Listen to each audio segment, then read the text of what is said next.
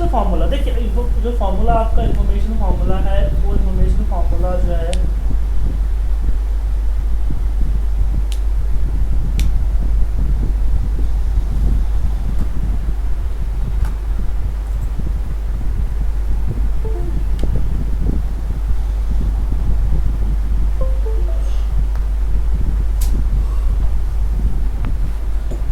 Information formula हमारे formula जो है वो बेसिकली यूज जो है ना उसकी कोई अगर हम उसको सेल्फ यूज़ करें उसका कोई यूज नहीं है, लेकिन उसी को अगर किसी पर्टिकुलर फार्मूले के साथ ऐड करें तो उसका अच्छा खासा यूज होता है। तो इंफॉर्मेशन फार्मूला उस पर चीज़ है। तो अगर उसको और पूरा डिटेल देखना है तो हम आगे चलते हैं। इसमें आइए, इसमें F1 प्रेस करता हूँ मैं ताकि हेल्प आ जाएगा।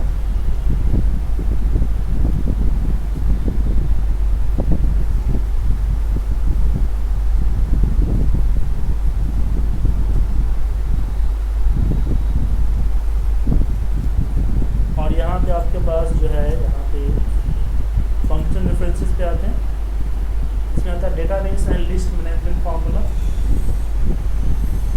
सॉरी माफ कीजिएगा, यह है इंफॉर्मेशन फार्मूला। सबसे बड़ा फार्मूला आता है सेल्फ। सेल्फ फार्मूला क्या करता है, सेल से रिलेटेड इंफॉर्मेशन प्रोवाइड करता है, इक्वल सेल्फ।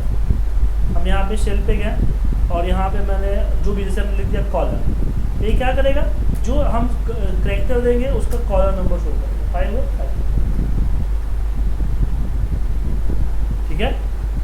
उसी तरीके से अगर इसमें हम अगर मेरा फाइल सेव है तो मैं फाइल को सेव फाइल बोलता हूँ मैं, जैसे मैंने यहाँ पे ये फाइल सेव। अगर मैं इसमें करता हूँ सेल, तो सेल में यहाँ पे क्या आता है, यहाँ पे हमारा आता है फाइल और कंटेन आएगा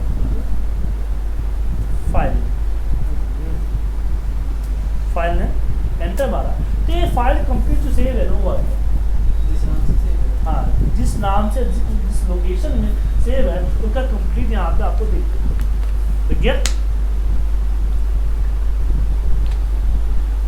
तो हमें क्या करना है, हमें इसमें से जो सीट नेम लास्ट जो है ना डेटा सीट नेम अलग करना है। तो क्या करेंगे हम यहाँ पे हम लगाएंगे हम फाइंड का। सबसे पहले फाइंड फार्मूला क्या करेगा,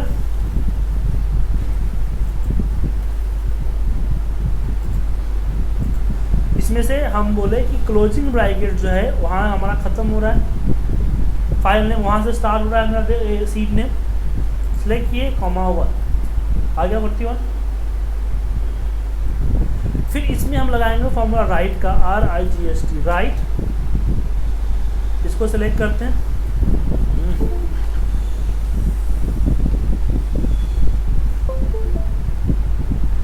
अब बोलते हैं इसकी कंप्लीट लेन -40 आ गया। जो सीट का नाम डालेंगे, अगर सीट का नाम लिखता हूँ मैं, यहाँ पे सीट का नाम लेता हूँ जैन, एंटर मारूंगा जैसे यहाँ पे जैन 40 पर एक क्लोजिंग ब्रैकेट बता रहा है, क्लोजिंग ब्रैकेट क्या है,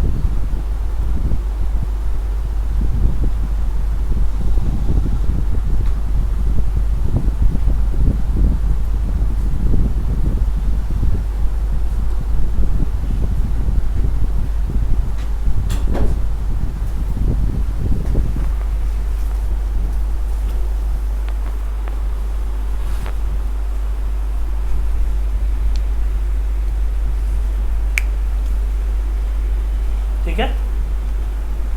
आगे बढ़ते हैं। तो इस तरह से आपके यहाँ पे सेल के अंदर में जो चीज़ डालोगे उससे रिलेटेड इंफॉर्मेशन यहाँ पे आ जाएगा। बेसिकली कहाँ का यूज करोगे, जहाँ पे सीट नेम के अकॉर्डिंग या टाइप के अकॉर्डिंग चलते हैं ना, इन्फॉर्मेशन चाहिए होता है, तो जहाँ भी इसकी आपको एक पर्टिकुलर सेल की इन्फॉर्मेशन चाहिए वहाँ पे आप सेलर फंक्शन लगा दो।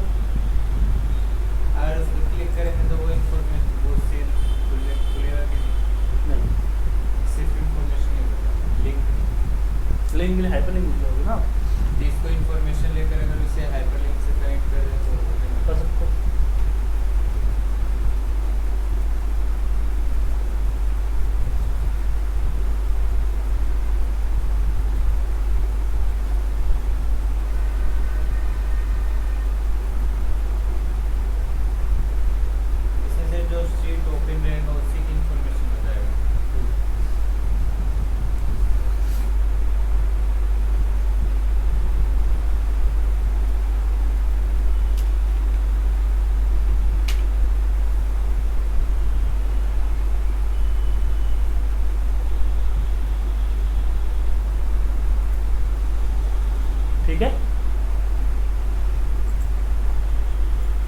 अब यहाँ पे हमारे पास आता है एरर टाइप। आपके पास जब भी फॉर्मूला लगाते हो आपके पास एरर आता है ना, यहाँ पे आपके जो एरर्स है ना, यहाँ पे एरर्स आपको दिखते हैं।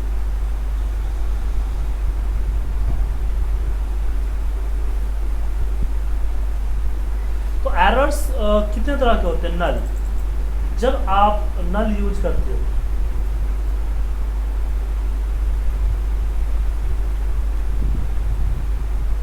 नल यूज करते हो तो यहाँ पे ऑन आता है।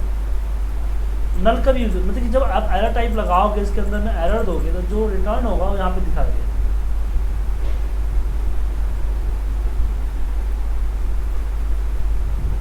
ठीक है, यहाँ पे DIV आएगा तो 2 आएगा, वैल्यू आएगा तो 3 आएगा, RF आएगा तो 4 आएगा, नेम आएगा तो 5 आएगा, नम आएगा 6, एन आएगा तो 7। ये एरर्स होते क्या है पर इसके बारे में जान लीजिए। अगर आपके पास नल आता है इसका मतलब क्या है कि एक एरर आएगा, मतलब कि आप किसी डेटाबेस से अगर अपने डेटा को लिंक करते हो तो वहाँ पे जो अगर एन आया इसका मतलब क्या है कि डेटा ब्लैंक, जहाँ पे ब्लैंक डेटा मिलेगा वहाँ से नल आएगा आपको। ठीक है, DIV जहाँ 0 से डिवाइड करोगे वहाँ पे DIV दिखेगा आपको। वैल्यू, कोई फॉर्मूला आपने लगाया तो सही है लेकिन उससे रिलेटेड इंफॉर्मेशन आपने गलत डाली है तो वैल्यू आएगा। #RF, जब रेफरेंस एग्जिट ही नहीं है या फिर जितना आपने सिलेक्टेड दिया उससे ज़्यादा के रेफरेंस खोज रहे हो तो RF आएगा।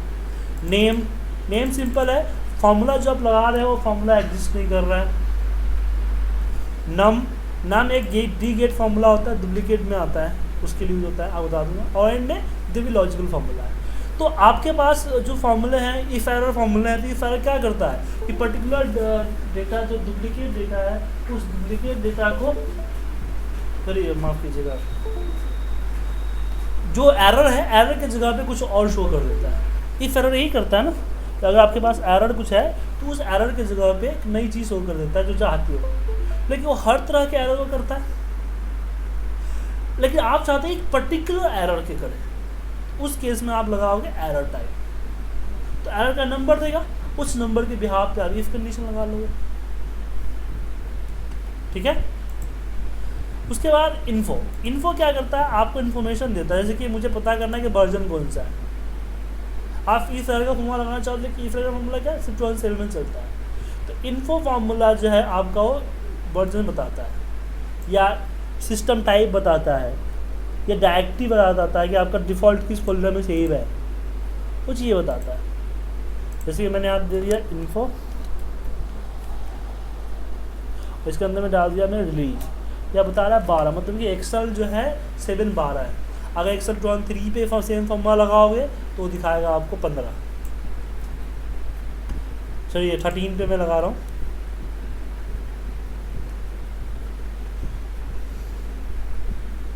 दिखाया। ठीक है, तो ऐसे रिलीज आपको दिखाता है, तो इसके बिहाफ पे आप अपना कंडीशन लगा सकते हो। इन्फो के बाद नेक्स्ट जो आता है, अब मेरे पास कुछ इज के फॉर्मूले हैं जिसका रिजल्ट ट्रू एंड फॉल्स आता है। जैसे इज ब्लैंक हुआ तो ट्रू आएगा वरना फॉल्स आएगा। इज एरर हुआ एन को छोड़ के, बाकी सारे एरर कंसिडर करेगा, सिर्फ किसको नहीं करेगा तो एन को नहीं करेगा। एन को छोड़ के जो एरर है उस एरर पे यह आपका ट्रू दिखाएगा, बाकी सब फॉल्स दिखाएगा। एन और बाकी जो टेक्स्ट होगा तो फॉल्स दिखाएगा। इज एरर, किसी भी तरह का एरर को दिखेगा तो ट्रू दिखाएगा वरना फॉल्स दिखाएगा। इज लॉजिकल, अगर ट्रू फॉल्स में एंटर है तो ट्रू दिखाएगा वरना फॉल्स दिखाएगा। इज एन में सिर्फ एन का एरर आया ना, एन का एरर तो ट्रू देगा वरना फॉल्स देगा। इज नॉन टेक्स्ट के अलावा कुछ भी हो, नंबर ट्रू फॉल्स सब चीज़। इज नंबर, क्योंकि इज नंबर और इज नॉन टेक्स्ट दोनों एक ही जैसा है, डिफरेंस दोनों में क्या है, इज नॉन टेक्स्ट में आपका ट्रू एंड फॉल्स कंसीडर होता है, इज नंबर में ट्रू एंड फॉल्स कंसीडर नहीं होता है, तो 0 to 9 लेता है। इज RF हुआ, is text only for text हुआ। तो आपको अगर किसी सेल के अंदर जो एंटर वैल्यू है उसको रीड करके जैसे आपको कंडीशनल फॉर्मेटिंग लगाना है, डेटा वैल्यूएशन लगाना है, उन चीज़ों पर इसका हम यूज करते हैं। ठीक है। तो ये आपके इन्फॉर्मेशन फॉर्मूले थे जिसको मैंने आपको कराया। इसमें एक इज ऑड है, इज इवन है, एन का फॉर्मूला मैंने बता ही रखा है, टाइप है कि सेल के अंदर क्या लिखा हुआ है, टाइप इकट्ठे दिखा देगा, नंबर है तो 1 आएगा, टेक्स्ट है तो 2 आएगा, लॉजिकल है तो 4 आएगा, एरर है तो 16 आएगा, एरे है तो 64 आएगा। तो जिस इन्फॉर्मेशन फार्मूला जहाँ देख रहे हो इसका लिखाने का तरीका सिंपल है, कॉम्प्लिकेटेड नहीं है, बस इन्फॉर्मेशन प्रोवाइड करती है, उस इन्फॉर्मेशन को पिक करके हम आगे अपना प्रोसीजर को फॉलो करते हैं। एरे के बारे में बताओ। एरे आपका आने वाली है, इसके बाद एरे ही आएगा, तो आप एरे पूरा पढ़ लीजिएगा, ठीक है।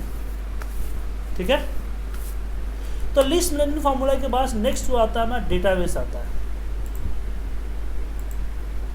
डेटाबेस एंड डेटाबेस फार्मूले की एक ही खासियत है, तो सारे फार्मूले एक ही तरीके से लगते हैं, एक फार्मूला वो समझ लो, सारे फार्मूले अपने समझ लीजिए।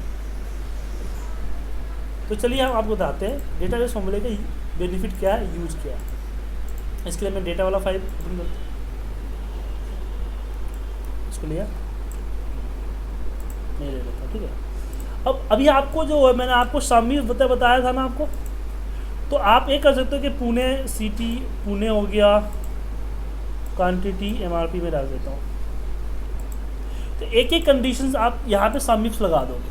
लेकिन मुझे इकट्ठे चाहिए, मयंक जो पुणे में है वो चाहिए, सुनील का सारा चाहिए, रवि वो चाहिए जिसकी क्वांटिटी ग्रेटर देन 60 है, बाकी सब सेम चाहिए, ठीक है। पुनीत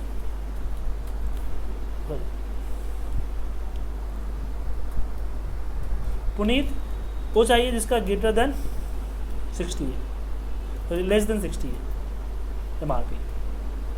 उसका टोटल मुझे क्या चाहिए, क्वांटिटी का टोटल चाहिए।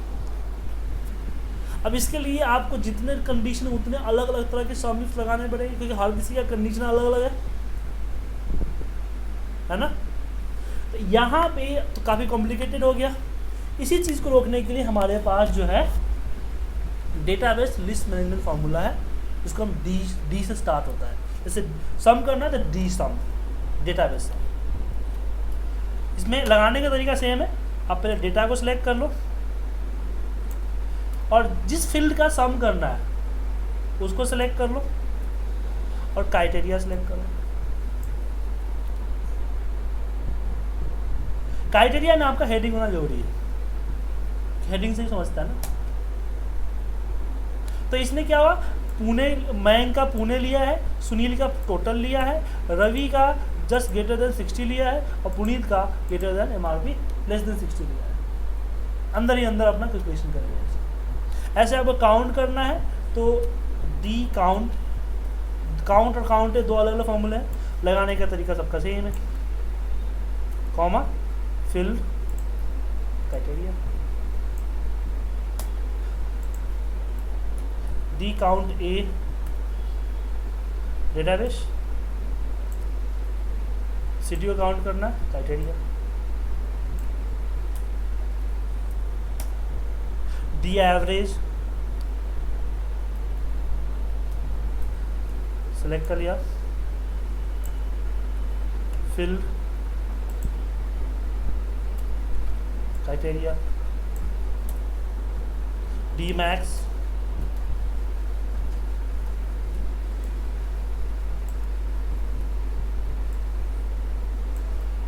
सॉरी गलत हो गई,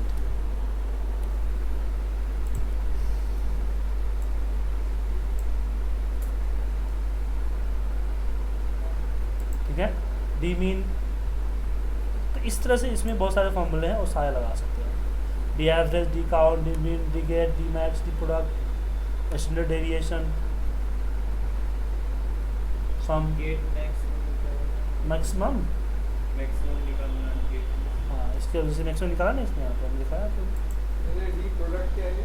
मल्टीप्लाई, आपस में मल्टीप्लाई कर देगा, प्रोडक्ट मल्टीप्लाई होता है ना, ठीक है। जैसे स्टैंडर्ड डेविएशन होता है ना, स्टैंडर्ड डेविएशन निकालता है STDV, सिलेक्टेड इसका स्टैंडर्ड डेविएशन निकाल दिया 25.16, आलू मैथमेटिक्स यूज करते थे उसमें क्या होगा, इधर का एग्जाम भी था, वेरिएंस वैर है। इसमें सर प्राइस इंडेक्स वगैरह नहीं कर सकता है क्या प्राइस इंडेक्स जो प्राइस, स्टैट में होता है प्राइस इंडेक्स उसको फोरकास्ट बोलते हैं ना। इसमें प्राइस तो आ रहा है, प्राइस डिक्स आ रहा है, प्राइस मेट आ रहा है। प्राइस को देखो, प्राइस क्या करता है, इसमें करंट ईयर और प्रीवियस ईयर के लिए वो तो फोरकास्ट है, तो बताया था लास्ट क्लास में, फोरकास्ट। ये है प्राइस, ये ओमिटेड है एक्चुअली 360, इस पे बनता है, इस मैथमेटिक्स पे चलता है प्राइस कैलकुलेशन। प्राइस का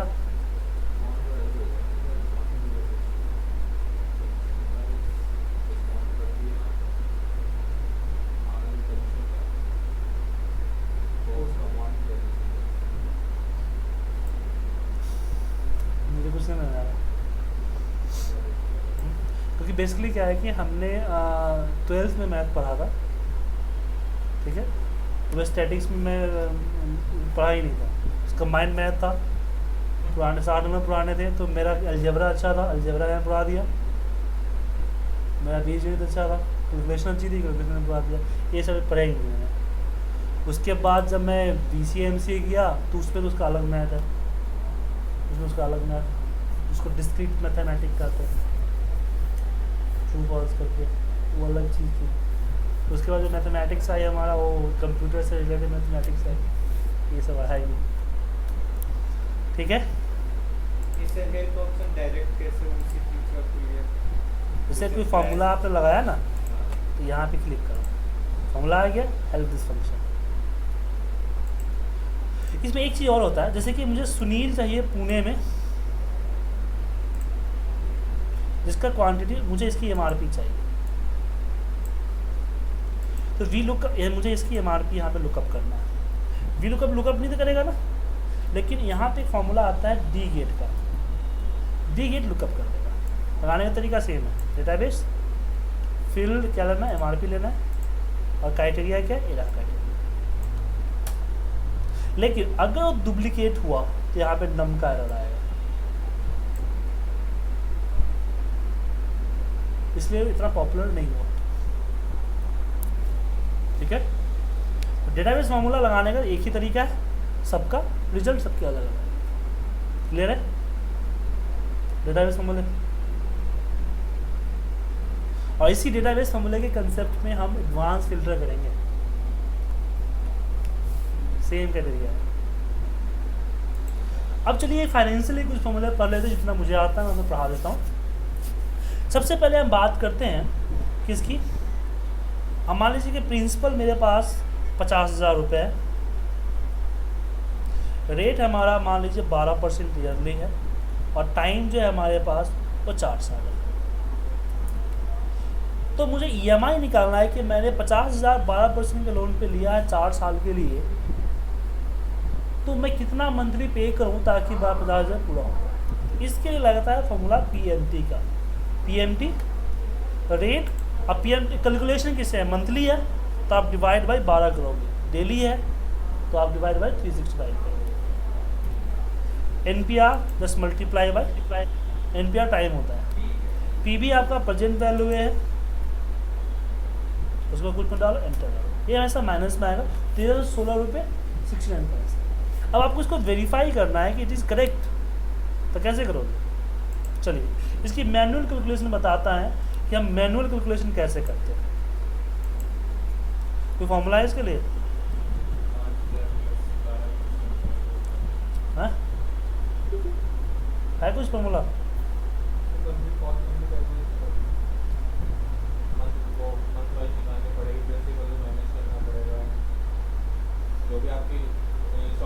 देखिए मैं कैसे करता हूँ, 12% डिवाइड बाई 12 हो गया, उसके बाद मैं इसको मल्टीप्लाई करता हूँ, फिर इसमें मैं प्लस करता हूँ, 500 आया, और फिर हमने कितना भर दिया इसमें अमाउंट, 1316 रुपये। मैं चेक कर रहा हूँ कि मेरा कैलकुलेशन सही है कि नहीं, ठीक है, भर दिया। उसके बाद नेक्स्ट जो होगा हमारा इसमें से माइनस होगा ये, ठीक है। तो नेक्स्ट महीने का प्रिंसिपल क्या होगा, यही होगा। तो हर महीने आपका इंटरेस्ट आपके प्रिंसिपल में जुट जाएगा, और साथ में आप जो पे करते हो वो माइनस होगा। तो 48 ये आपका 4 साल का है, तो 12 चौका 36 महीने होंगे। बच्चों हाँ 48 होगा, अच्छा यार 48 महीने हुए। 48वें महीने में देखिए 1348 पर 1316 पे आ गया, तो 4 रुपये का एयर फिर होता ही है। तो डेसिमल्स होते हैं ना लास्ट EMI, इसलिए हर जब भी EMI लोगे लास्ट EMI छूट कम होती ही है, ठीक है। तो कैलकुलेशन आप देख लिया क्या इस तरह से कैलकुलेशन करते हैं। तो आ गया PMT समझ में। अब बात यह आई कि हमने लोन लिया था ना। अब मैं बोलता हूँ मैं लोन नहीं ले रहा, मैं रिटायरमेंट प्लान कर रहा हूँ। मुझे जो है सेम चीज़ है कि मुझे 50,000 रुपये चाहिए, बैंक मुझे 9% का इंटरेस्ट रेट दे रहा है या 7% का इंटरेस्ट दे रहा है, मैं 3 साल जमा करना चाहिए। तो मैं कितनी EMI डेली जमा करूँ कि 7% के इंटरेस्ट रेट पे 3 साल बाद मेरा 50,000 पूरा हो? नहीं, इसे भी PMT होगा। हमें EMI निकालनी है ना, फ्यूचर वैल्यू से निकालना है। तो इसमें क्या रेट जो हो जाएगा डिवाइड हो जाएगा आपका 12, टाइम जो है आपका क्या हो जाएगा मल्टीप्लाई बाई 12। यहाँ पे PV 0 होगा, क्योंकि 50,000 मुझे अभी नहीं मिलने वाले, फ्यूचर में मिलने वाले हैं। FD जो हो जाएगा वो हो जाएगा आपका यहाँ पे 50,000। तो ये हो गया क्या 1252 रुपये 19 पैसे अगर आप मंथली जमा करते हो 3 साल में 7% के इंटरेस्ट रेट पे आपको 50,000 मिलेगा। तो PMT का दोनों पहलू है जो आपको मैंने बता दिया। हम करेंट के लिए भी निकाल सकते हैं, हमने पैसा लिया है उसको चुकाने के लिए भी निकाल सकते हैं, और हमारा रेकरिंग अकाउंट है जमा करना है उसके लिए भी कैलकुलेट कर सकते हैं। क्लियर है? यहाँ भी आपने PMT लगाया था। हाँ, दोनों में फ़र्क क्या है? इसमें मैंने मेरा जो 50,000 है वो PV पे है, प्रेजेंट वैल्यू पे है। और इसमें क्या है, यहाँ पे जो मेरा 50,000 है वो कहाँ पे FB पे है, फ्यूचर वैल्यू पे। ये आपने क्या सिलेक्ट किया था, PV और FB? ये हुआ ना 50,000, ठीक है। क्लियर है? ओके। अब मैं बोलता हूँ कि मैं जो हूँ मेरी EMI मेरे पास पता भी है, EMI निकाला हमने, मतलब कि मैं 2,000 रुपये महीना जमा करूँगा। रेट जो है वो 7% रेट बैंक दे रहा है मुझे, और टाइम जो है वो टाइम मेरा है 5 साल। तो एग्जैक्ट अमाउंट कितना है समझे? मेरा EMI क्या है 2,000 रुपये है, PMT नहीं लगेगा क्योंकि EMI तो है ही मेरे पास। यहाँ पे आपका पहुँच लगेगा FD फ्यूचर वैल्यू, क्योंकि पैसा हमें फ्यूचर में मिलने वाला है ना, इसलिए FD for future value. Rate को हम डिवाइड करेंगे 12 से, NPR इसको मल्टीप्लाई करेंगे 12 से, PMT हमारा ये है बस 1,43,185 रुपये। और हमेशा फाइनेंशियल फार्मूला के रिजल्ट माइनस नहीं आते हैं, ठीक है। क्लियर है? और इसको अगर डॉलर्स को अगर रुपीस में कन्वर्ट पता हटा दो यार, फॉर्मेटिंग चेंज कर दो, छोटा सा काम नहीं आता यार तुम्हें, ठीक है। लेकिन मैं बोलता हूँ मैं मंथली जमा नहीं कर रहा हूँ, मैं FD करना चाहता हूँ। तो मैं 50,000 जो है यहाँ पे FD करना चाहता हूँ। रेट है 9% के हिसाब से, और मैं जो है 3 सालों के लिए करना चाहता हूँ। तो यहाँ भी लगेगा हमारा FD फ्यूचर वैल्यू, इसमें हो जाएगा rate divide by 12, NPR multiply by 12, और यहाँ पे PMT 0 होगा, कुछ नहीं होगा। यहाँ PB में प्रेजेंट वैल्यू जो हम अभी FD कर रहे हैं वो क्या होगा 50,000। तो यार 65,000 रुपये मुझे मिलेंगे अगर 50,000 FD करता हूँ तो 3 साल बाद। ये सारे तो बैंक में ही होता होगा ना। हाँ, बैंक वगैरह में तुम भी तो कैलकुलेट कर सकते हो अपने लिए। हाँ, और परसेंटेज तरीके से होता है। तो प्लान लेते हैं तो उसको कामयाब करेंगे। मैं अपनी बात बताता हूँ, थोड़ा देखो। मैंने एक शुरू किया था, अभी तो मैं नहीं करता, पहले किया था। मैं क्या कर रहा था कि हर महीने 20,000 रुपये इन्वेस्ट FD करता था हर महीने। मंथ आ गया 1 साल के लिए 20,000 रुपये हर महीने मैं करता था 1 साल के लिए। मैंने 1 साल किया था बस, ठीक है। अब 11वें जो 12वें महीने 13वें महीने में क्या है कि इसका इस पर मैंने कि 9.5% का इंटरेस्ट रेट था, 9% इंटरेस्ट रेट था आई थिंक। मैंने कि 1 साल के लिए करते हो तो ज़्यादा लॉन्ग पीरियड के लिए करते हो तो 8% का इंटरेस्ट रेट होता है। तो क्या होता था कि इसका 1 साल बाद मेरे पास पैसा क्या आता था, मल्टीप्लाई बाई 9%, 1800 रुपये आता था 20,000 का, प्लस एक आम मैंने लगाया था 500।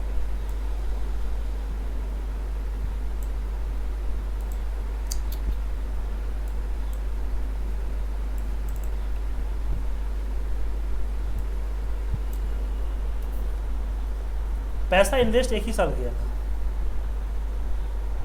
उसके बाद इसको मैं रोटेट करता रहा, ठीक है।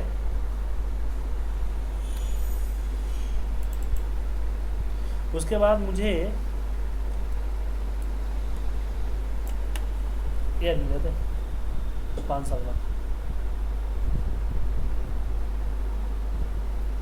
3,38,789। मैं इन्वेस्ट कितना किया था, मैंने इन्वेस्ट किया था 2,40,000।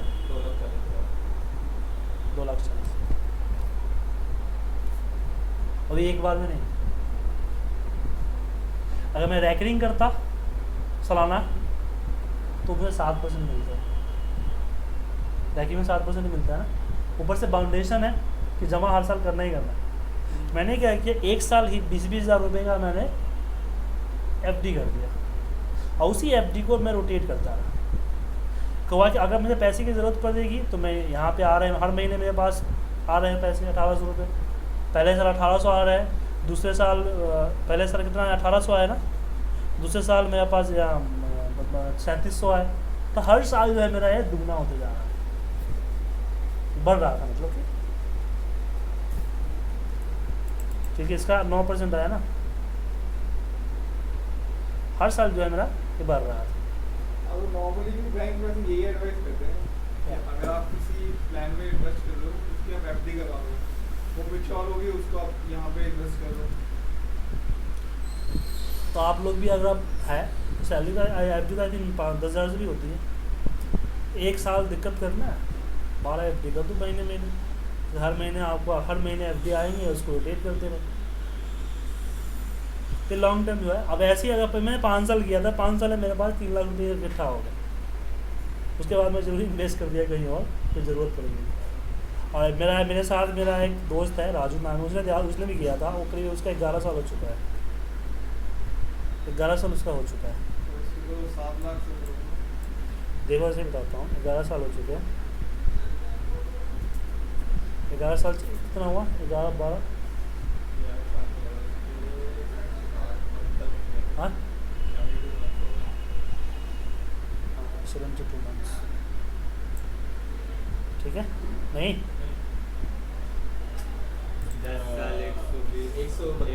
11 महीना 12, ये हो गया 132।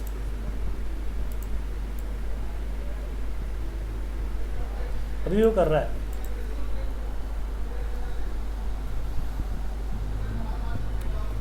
उसका देखो कितना हो गया, 72 क्या हो गया, 32 हाँ।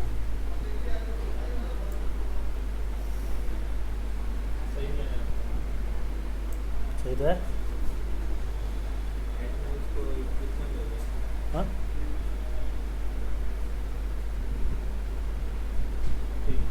ठीक है, 5 लाख 68,000 है, 5.5 लाख है, दुगना से ज़्यादा हो गया ना। आपको सर 3 साल में 3,65,000 मिले थे और आप इसको जो 11 साल में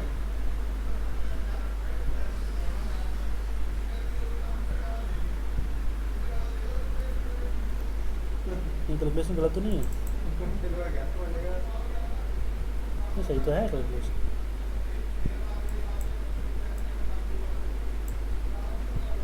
पाँच लाख 68,167 काउंट 12 सही ना, दूना हो गया ना, दूना से ज़्यादा हो गया ना, 2.5 गुना हो गया। 9 साल में दूना, 8 साल में दूना होता है ना। 2,40,000 लगाया ना मैंने। इन्वेस्ट कितना हुआ? 2,40,000। रिटर्न कितना आ रहा है? 5.5 लाख आ रहा है। 11 साल पहले हाँ और आपने 3 साल तक। हाँ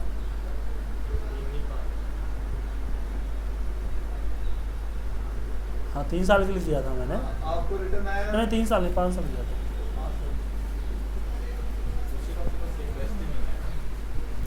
कहने मतलब है कि अब यहाँ पे देखो, इसको जो है हर महीने 20,000 रुपये, हर इसका डबल होते जा रहा है ना, हर महीने इसको इंटरेस्ट आ रहा है ना इसका।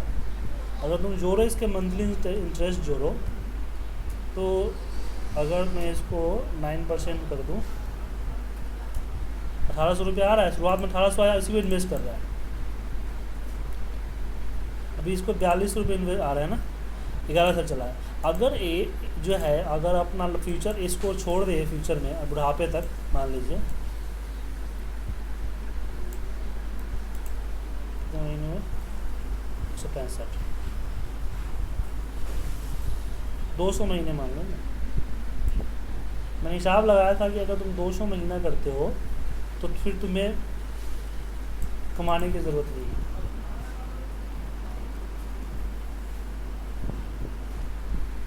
7,000 रुपये इसको फिर सिर्फ इसका इंटरेस्ट आएगा एवरी मंथ। एवरी मंथ इसको इंटरेस्ट आएगा। इसका असल तो है ही, हर महीने 7,000 आ रहा है। उसने मेहनत कब किया था? 1 साल मेहनत किया था। 1 साल इसने मेहनत किया था ना, और हर महीने इसको इंटरेस्ट आ रहा है। ये रोटेट कैसे होता है सर? उसी को भेज दो। जैसे अब तुम्हारा एफ डी 50,000 का एफ डी था, तो 20,000 का एफ डी था, 21,000 बन के आया, 21,800 बन के आया। तुम दोबारा जो एफ डी करोगे 21,800 करोगे, 21,800 पे 9% आएगा, तुम और करोगे। 1 साल बाद उसने दोबारा उसी को उसी को रिन्यू करा दिया, इंटरेस्ट के साथ जो आया उसी को मुझे भेज तो दीजिए। उसमें तो फिर एक ही बार रिन्यू कर दिया, हर महीने तो डालने की जरूरत नहीं। हर हाँ, एक उसने पैसे जो अपने जेब से लगाए, उसने हमने लोगों ने लगाया था 1 साल ही। पैसे जो हमने जेब से लगाए 1 साल ही लगाया था।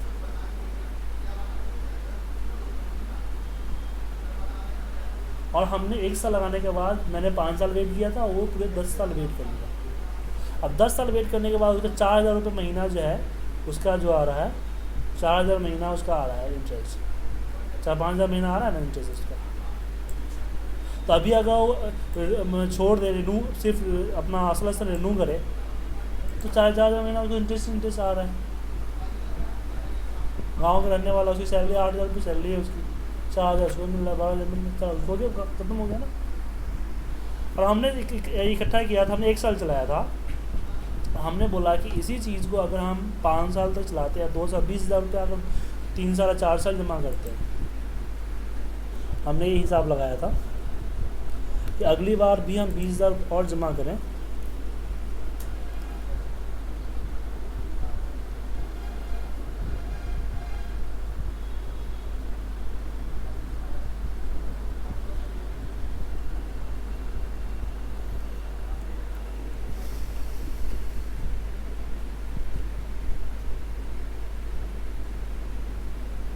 तीन साल है, हमें 5 साल लिया जाता है।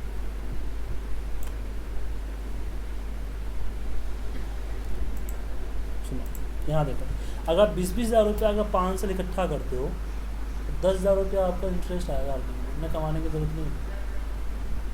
और आपका असल जो है वो पड़ा हुआ है, आपका असल जो है 13 लाख रुपया इकट्ठा है। अब 10,000 रुपये इंटरेस्ट अलग आ रहा है। तो इस तरह की सिचुएशन है। तो इस तरह से कैलकुलेशन हमने अपनी इससे की थी, तो हम तो ये अलग बता दिए, चलो ये तो अलग चीज़ है। आगे बढ़ते टॉपिक पे। तो हमने आपको पीवी बताया, एफडी बताया। अब पीवी हो कि ऐसे रिटायरमेंट फंड कर रहा हूँ, तो मैं मुझे पता चला है कि मैं रैकिंग अकाउंट जमा करना चाहता हूँ या कुछ ऐसे जमा करना चाहता हूँ, जैसे कि हम जो है हमें जो है 5 लाख रुपए चाहिए, ठीक है। कितने साल बाद? 4 साल बाद। कितने इंटरेस्ट के रेट दे रहा है बैंक? बोला कि 9। तो मैं अभी कितना रुपया जमा करूं जो 4 सालों बाद 9% हिसाब से 5 लाख में, ठीक है। तो उसके लिए हम लगाएंगे PV, future value rate divide by 12 time multiply by 12, और पीएमटी नहीं है, पीवी है। फ्यूचर वैल्यू क्या है हमारी? तो 3,49,000 रुपये अगर जमा करते हो तो 5 सालों बाद, 4 साल बाद तुम्हें 5 लाख मिलेगा, ठीक है। अब मान लो कभी आपको रेट नहीं पता हो कि कितना, आपको पता है कि मैंने कितना जमा किया था और कितना मिला है और कितने साल में मिला है, किस रेट से मिला है, मुझे रेट नहीं पता। तो यहाँ पे फॉर्मूला लगाएंगे रेट का। रेट, इसको हम मल्टीप्लाई बाई 12 करेंगे। पीएमटी हमारा कुछ नहीं है, पीवी हमारा ए है और एफबी हमारा ए है। दो पीवी एफबी से दोनों एक माइनस में होना चाहिए। रेट जो आया मंथली आया है, इसको सेलेक्ट करके मैंने मल्टीप्लाई बाई 12 कर दिया तो ईयरली आ गया, ठीक है। ऐसे का टाइम निकालना है तो होता है NPR, rate divide by 12। PMT नहीं है, पीवी हमारा ए हो गया ए और एफबी हमारा हो गया ए, क्या है। अब इसको आप डिवाइड बाई 12 कर दो, रेट निकल गया 400। ऐसे इसमें और भी बहुत सारे फॉर्मूले हैं, आप फाइनेंशियल में देखो, लेकिन ये सारे फॉर्मूले आपको समझ में नहीं आए। जैसे DDB है, डिप्रेशन निकालता है, कॉस्ट कितना है मेरे 20,000 है, इसमें एक हेल्प देखो पता चल जाएगा। डिप्रिसिएशन निकालता है ना असेस्ट का, किस संपत्ति का कितना करोड़ है। जैसे कि 2400 का एक इनिशियल कॉस्ट है, सैलवेज वैल्यू 300 रुपये है और लाइफ टाइम 10 साल है। तो पहले साल इसका कितना कॉस्ट होगा, दूसरे साल कितना होगा, तीसरे साल का आपको यहाँ पे कैलकुलेट करके दे रहा है। जी जी पता है हर साल इसकी वैल्यू गिरती है ना। जैसे कि मैंने मशीन खरीदा 10 लाख का, 5 साल बाद 10 लाख का थोड़ी होगा। तो अपने असेस्ट एक अकाउंटेंट करते हैं कि हमने अपने असेस्ट में उस मशीन को कितना रुपए का दिखा होगा। अगर मैं मान लीजिए कि 5 साल बाद अगर कंपनी बिकेगी, उसकी संपत्ति जो होगा वो 10 लाख की नहीं होगी ना, मशीन कम का होगा। तो वो कैसे डिप्रेशन निकालेगा? वही होता है कि वैल्यू कितना था, हर साल कितना घट रहा है और कौन से साल में क्या चाहिए, तो वो चीज़ यहाँ निकालता है, ठीक है जी। इसके बाद यहाँ पे अगर आप ऐसे ऐसे बहुत सारे फॉर्मूले हैं। IPMT और PPMT पता है क्या होता है? जैसे मैंने लोन लिया तो हर साल हर महीने कितना लोन जा रहा, इंटरेस्ट जा रहा है और कितना इंटरेस्ट जा रहा है और कितना प्रिंसिपल जा रहा है, वो पता करना। 1316 रुपये है ना, तो यहाँ पे हम इक्वल करते हैं IPMT।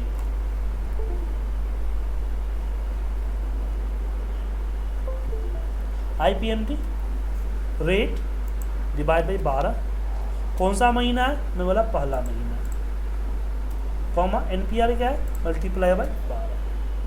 PV क्या है? 50,000। ये बता रहे कि पहले मैंने 500 रुपये इंटरेस्ट था और इसके निकालने के लिए आप कहते हैं PPMT। सेम लगाने का तरीका, पहले महीने NPR मल्टीप्लाई बाई 12, PV आपका गया। तो दोनों मिलाया क्या मिला? 1316 रुपये। दूसरा महीना करोगे, दूसरे महीने में इतना गया, तीसरे महीने में इतना गया, चौथे महीने में इतना गया, 1 बाई 1 दिखाता है। इकट्ठा चाहिए तो ड्रैग कर दो या फिर एरर लगा लेते हो। PPMT और IPMT उसके लिए होता है।